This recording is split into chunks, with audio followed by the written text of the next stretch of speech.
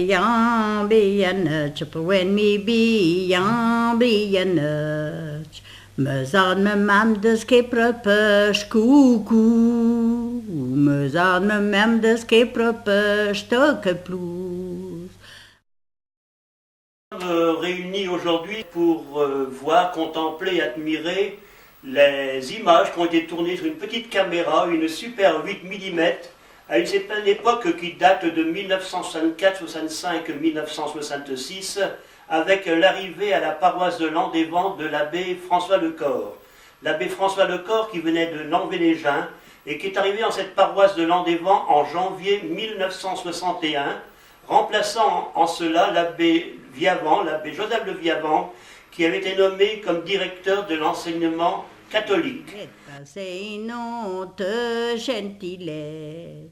Arrière var, arrière droite, coucou. Arrière var, arrière droite, stokkeplous.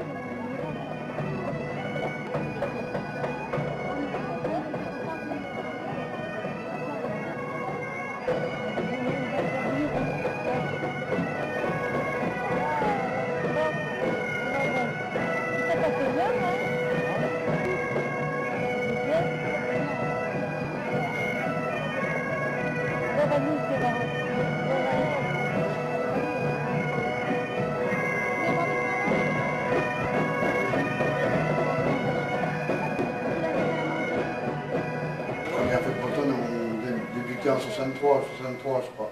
Oui. Donc moi je suis venu donner un coup de main aux fêtes bretonnes, après c'est à 66. On faisait ça au bois du château. Oui, peut-être bien. Ouais. Peut-être, moi, je m'en donc souviens au pas, départ, c'est Marcel Jallet qui s'occupait de trouver des costumes à droite et à gauche, et qui étaient plus ou moins arrangés par des dames de Landévent. Et c'était des filles de Landévent qu'on mettait en costume pour le défilé, pour rejoindre le bois du château. Je me souviens, puis il y a une anecdote aussi, je ne sais pas le nom, qu'on allait demander la permission au comte du château pour faire la fête dans son bois. Alors là, on nous payait le champagne quand on allait le trouver. C'est le comte de Périen. Le comte de Périen. Et après, moi j'étais chargé de le recevoir quand il venait faire un tour à la fête. Ah bon, on lui payait un coup et tout pour tout mettre en place, quoi.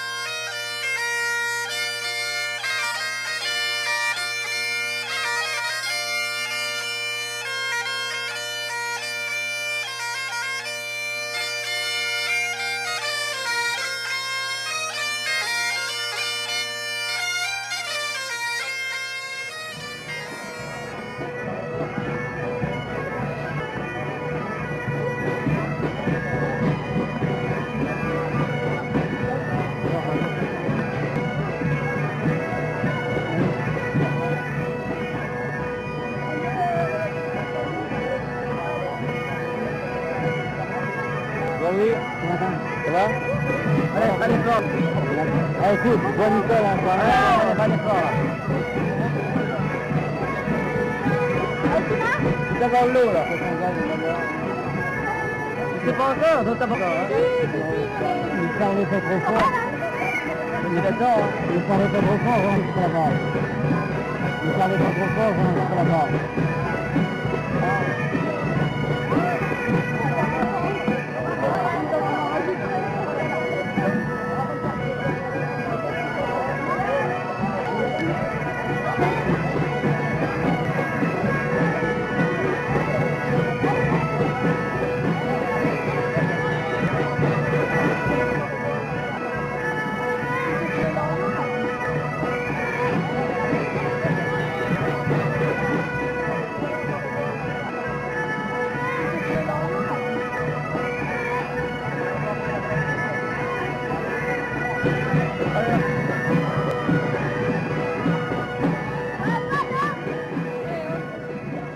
Toi, tu avais le problème, c'était de monter la sonorisation de la fête. Moi, je montais la sonorisation de la fête et l'éclairage.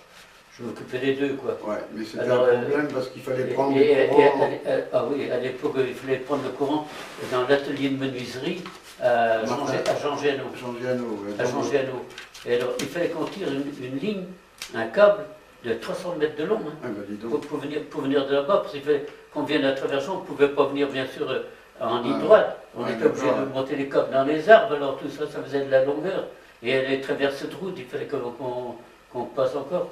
Et puis alors ensuite, on amenait cette ligne-là, c'était la ligne générale bien sûr, et qu'on amenait directement à un tableau de distribution. Alors on n'a pas les gamins comme en ce moment parce qu'ils étaient capables de couper les fils.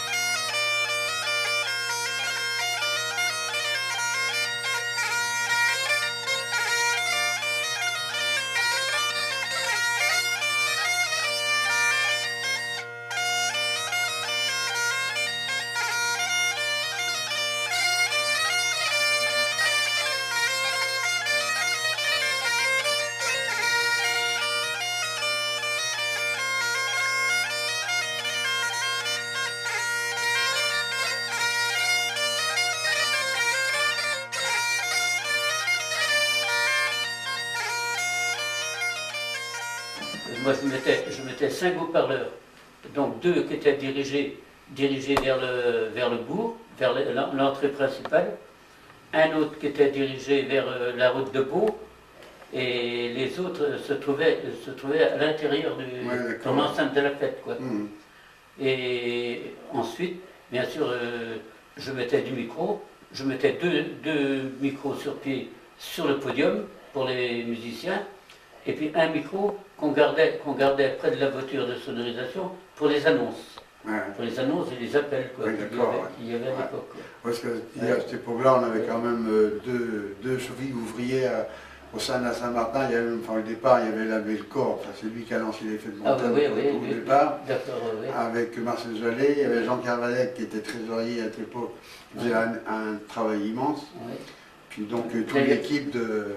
D'ailleurs, à l'époque, bien sûr, Jean Carvalec qui était trésorier, c'est lui qui avait la charge de vérifier tout ce qui se passait dans les centres. Hein, et c'est lui qui, dès qu'il y avait une annonce, on l'appelait en général pour voir ceci, cela, parce que c'est lui qui s'occupait de visiter tous les stands à l'époque. Un petit bras de monde avant qu'il continue à petite bagage de Saint-Nazaire.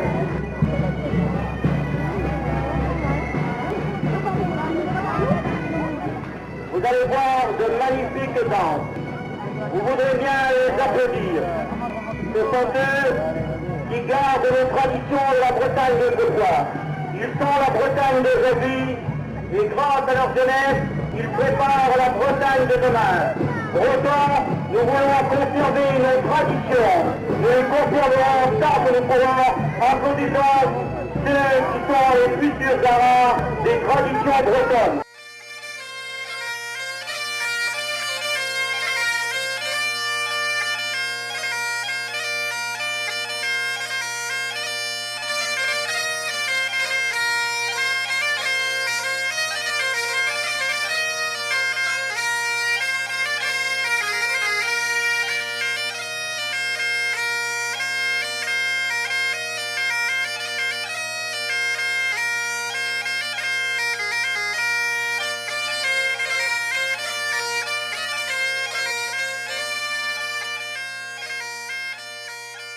Et je mettais bien sûr des guirlandes lumineuses tout autour de la piste, et au-dessus du podium. Et on mettait différentes lampes autrement dans tous les bars. Oui. Parce qu'il fallait éclairer les bars. Parce qu'à la fin, on regardait que le bar principal. Il y avait un monde fou qui arrivait au Festschloss, parce que c'est le Festschloss. Et à ce moment-là, ben, bien sûr, il y avait sur le podium, il y avait les groupes folkloriques. Et après, il y avait les autres musiciens qui... Oh, il y avait des groupes qui venaient un peu de tous les coins. Ah oui, il y avait du monde. Ouais. Il y avait du monde. C'était à la bonne époque, quoi. On voit malheureusement maintenant, c'était vraiment bien. Alors, bien sûr, à la fin de la fête, il fallait bien sûr débrancher toutes les lignes. Alors, comme c'était moi qui étais responsable de l'électricité, eh ben, j'allais couper le courant vers les 2 h du matin. Mon pauvre. Depuis bien longtemps, les fêtes locales de l'An des Vents existaient. 1910-20, après la guerre de 1914 certainement. Ou tel par exemple ce journal, le Nouvelle Liste du Morbihan, qui dans son numéro du 19 juin 1930 rappelle le souvenir de ces fêtes locales de l'An des Vents avec défilé de chars, entre autres, et je le cite l'article du journal d'alors, le café mort, le lavoir de tout leur feuilleton, pour leur comique et l'originalité, une noce moderne avec orchestre jazz, retour de foire, un brin de causette, et enfin s'avançait pour clôturer la fête le char de la reine des fleurs qui était Louise de Loire entourée de demoiselles d'honneur. Et je cite là encore l'article du journal de 1930, Martine Notaudet et Marie Corlet. Enfin, il y avait déjà la course de chevaux attelée. Et puis des courses à pied, des courses de chevaux donc, et que sais-je encore. C'était donc les fêtes locales de l'An des Vents, une popularité qui s'ira grandissante jusqu'à un jour d'une certaine année qui verra le comité des fêtes d'alors allonger de 4 jours cette fête, qui deviendront la fête de l'An des Vents toujours, mais surtout les fêtes de la Pentecôte. 4 jours, disais-je donc, avec des courses cyclistes, avec des courses à pied, des courses à la valise, et bien sûr pour clôturer le tout dans la joie et l'allégresse la plus complète, certainement évidemment le clou de la fête de lundi soir, c'était le concours de danse bretonne qui là, je me dois le dire en tant que membre du jury d'une des dernières années, il fallait garder tout son sérieux, car la tradition exigeait que ce soit le plus ancien et la plus ancienne qui soient les vainqueurs.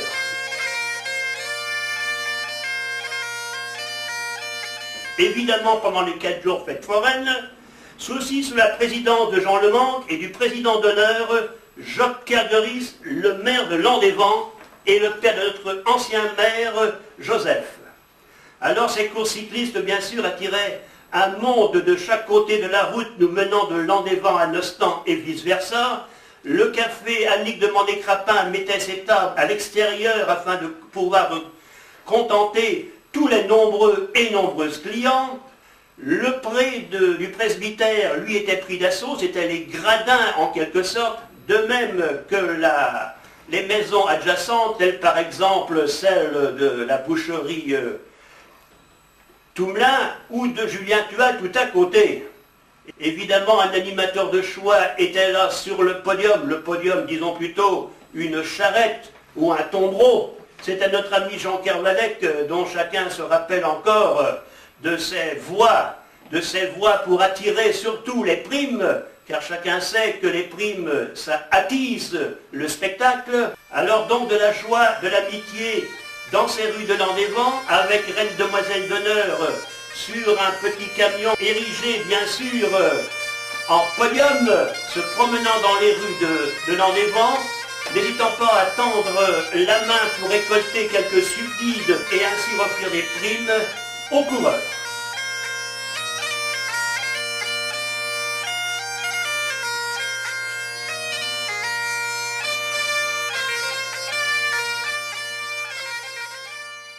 Des loteries, il y en avait, la gendarmerie locale qui était présente, pas assez en nombre car la circulation était dense du côté de la place Cadoudal d'aujourd'hui, alors le renfort venait certes des bénévoles, mais aussi de la compagnie des sapeurs-pompiers de Landévent qui n'hésitait pas à mettre la grande tenue d'usage et apporter ainsi un plus de sécurité pour le bon déroulement des fêtes locales de Landévent. On y trouvait le menu gratin régional, des maires, des conseillers municipaux de la région, y compris monsieur le conseiller général ou bien monsieur le député qui venait sur place évidemment pour saluer ses futurs électeurs, car chacun sait qu'évidemment quand un député se déplaçait à l'époque, il ramassait autant de voix qu'aujourd'hui en faisant une réunion.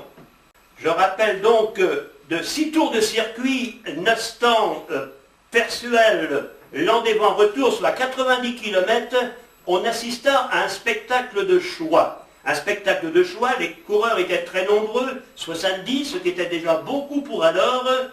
6 tours de circuit, 9 stands Persuel, Landévent, soit 90 km. La remise des dossards au café Kerderis, sur un circuit traditionnel,